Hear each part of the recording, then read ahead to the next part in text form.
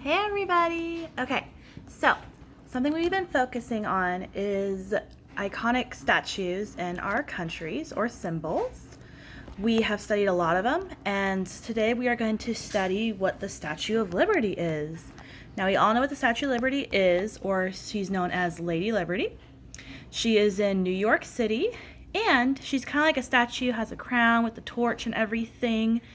In fact, I will pull up a picture of her for you guys to see. So this time while I'm pulling up a picture, you guys can get out your books that we are assigned for it. And Noah, we have a book that is meant for you with your reading stage, so you can go ahead and get that out if you so desire. So while you're doing that, I am going to look up a picture of the Statue of Liberty for you guys to see, and then you will also see them in your books. Images. Who has seen the Statue of Liberty in New York City? Anybody? So I'm going to share my screen with you. Oh, can I share my screen with you? So we got the Statue of Liberty right there. Okay. Okay. So that being said, I hope at this time you all got you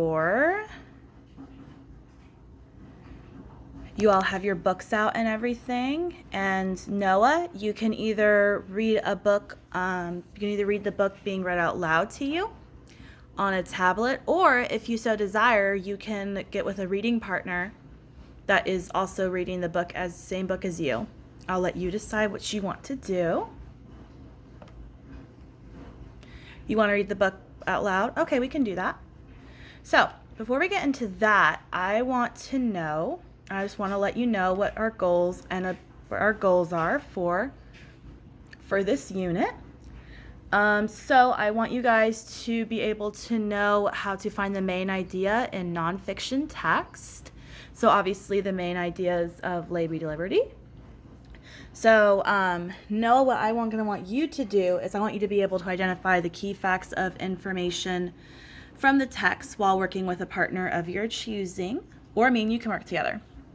Whatever you want to do, whatever makes it easier for you. So let's go over our word wall for these. We have nonfiction, which is books on writing that is based on facts.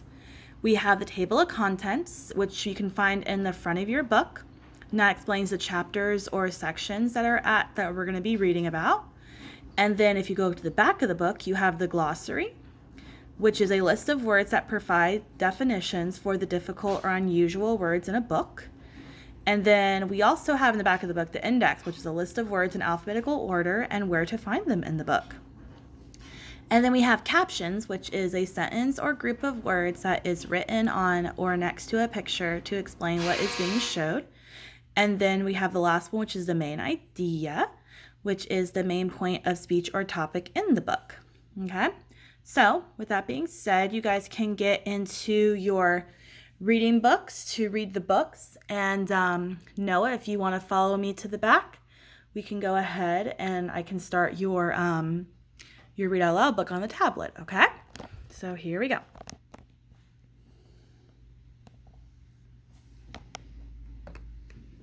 Penner, illustrated by Jada Rowland.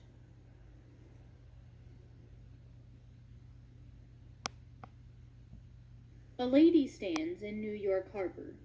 She is as tall as a skyscraper. She is called the Statue of Liberty. Liberty means freedom. All over the world, people dreamed of coming to America to find freedom. People came by ship. The trip took many days. Men, women, and children were crowded together. They were tired, hungry, and scared. Suddenly they saw the lady. They had reached America at last. Now they knew they were free. People cried for joy. The Statue of Liberty was a present from the people of France to the people of the United States. A Frenchman made the lady. His name was Frederick Bartholdi. He copied his mother's face for the statue. How beautiful she was! First, Frederick made a small statue, then a bigger one. The last statue was so big it could not fit in his workshop. He had to make it in pieces. He made the right hand holding the torch. Then he made the head. Each finger was longer than a man. Each eye was as big as a child. Frederick needed lots of help. His helpers worked in a big room. They took the pieces outside and put them together. She was higher than all the buildings, much higher. Workers took the statue apart. They packed it into 214 crates. A ship carried it from France to New York. In America, the people were building a high pedestal for the lady to stand on. But they ran out of money. The work stopped. No one knew what to do. Joseph Pulitzer owned a newspaper. He had an idea. Joseph said, "The statue needs a home. I will print the name of everyone who gives money to help." Thousands of people sent nickels and dimes. Children sent pennies. Soon there was enough money. Now workers could finish the huge pedestal. They set the lady on top of it. A big French flag was draped over her face. On October 28, 1886, the people of New York had a parade to welcome her. The President of the United States made a speech. Frederick Bartholdi was excited. He raced up a staircase inside the statue. Up and up he went to the very top. Frederick looked down. A boy was wearing a white handkerchief. It was the signal. Frederick pulled a rope, and the flag fell. There was the lady. Hip, hip, hurrah! Cannons boomed. Boat whistles blew. People cheered. The excitement never ended.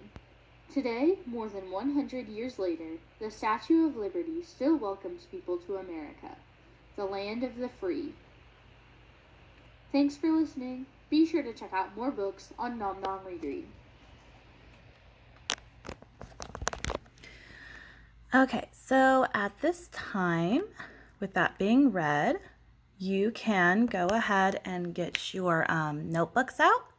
And we are going to basically be having questions that you learned or that you wrote in your notebooks while that video is going on. And you can write down if your questions were answered or if you had more questions. And then if you have more questions, there is more books in the back that you can read about the Statue of Liberty that will answer your questions. So Noah, at this time, if you are feeling antsy, you can feel free to get up, walk around, go to the back in the library and everything, as long as you don't disturb the other students while they are learning. And then once you get all of your questions answered and you do your research and everything like that, I want you to make a chart. It can be an anchor chart or a KWL chart about the stuff that you have learned while reading about Lady Liberty. And then Noah, at this time, you can feel free to work with a small group of your choosing if someone wants to welcome Noah into their group. And Noah, instead of writing 3 questions about what you read, you can just write about a thought that you found interesting in a text, whether it was the text that you just followed along with or more books that you researched about Lady Liberty that got your questions answered. And then the teacher, Miss Harmon, will help you out at the back with that if you have any questions with her, if I'm not available, because I'll be helping other groups. And I want you to summarize one way we can use nonfiction. Okay, so you guys can go ahead and do that. I'll be checking in with you momentarily, seeing how your groups are doing. Okay?